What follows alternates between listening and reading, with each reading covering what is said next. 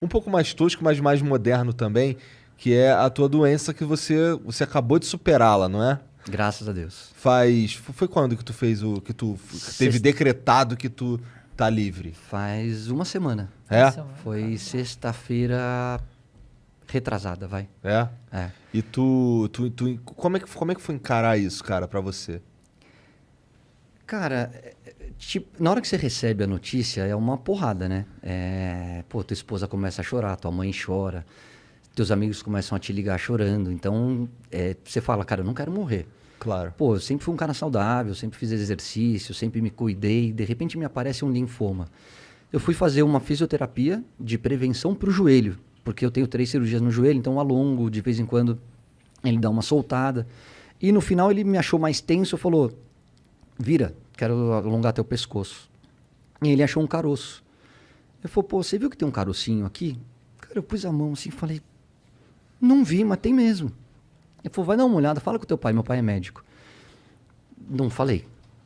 Semana seguinte voltei na fisioterapia, aí ele alongou de novo e falou, você falou com seu pai?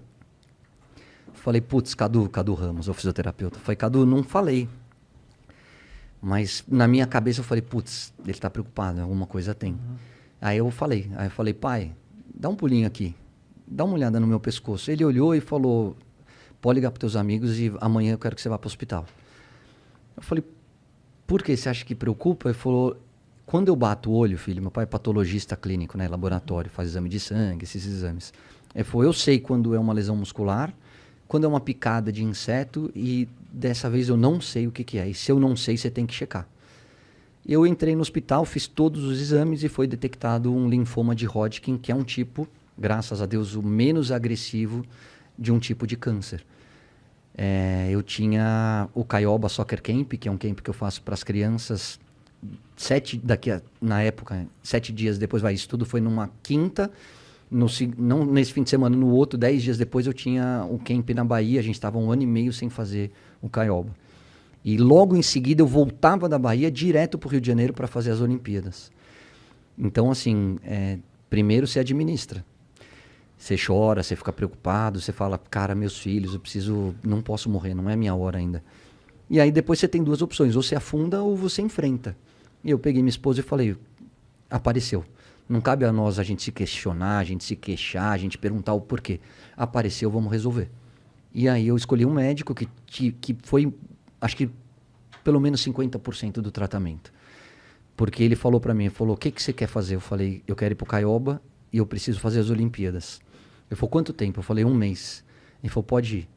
Pode ir porque eu preciso que você esteja com a cabeça boa, eu preciso que você esteja forte para enfrentar a quimioterapia. E aí eu fiz tudo isso, fiz as Olimpíadas já sabendo do câncer, não contei para ninguém. Voltei e comecei a quimioterapia, foram 2 meses de químio. Falei com o meu médico, ele falou, Caio, acho que você vai conseguir passar por ela continuando a trabalhar e sem ninguém saber. Eu falei, é contagioso? Ele falou, nem um pouco, você não oferece perigo para ninguém. Eu falei, qual é o risco? Ele falou, um mal-estar, o enjoo, algumas dores que vão surgir no teu corpo, porque é um tratamento agressivo. E eu falei, tá tudo certo. Minha vida inteira foi trabalhar no limiar da dor, porque como atleta, volto a dizer, eu tenho 3 cirurgias de joelho, um nariz quebrado, ponto pela cara inteira, um ombro fora do lugar, torção, lesão muscular, praticamente um Frankenstein do esporte.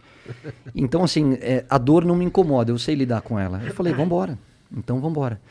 E a minha preocupação passou a ser o meu filho. E eu não queria que ele soubesse, que ele sofresse, que ele achasse que fosse acontecer alguma coisa de grave. Até o momento que era um dos riscos do efeito colateral, a queda de cabelo. E começou a cair.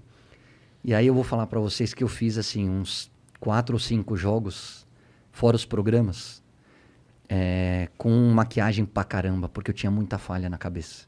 Então a minha esposa passava aquela tinta preta, depois ela passava aquele pozinho preto e vambora.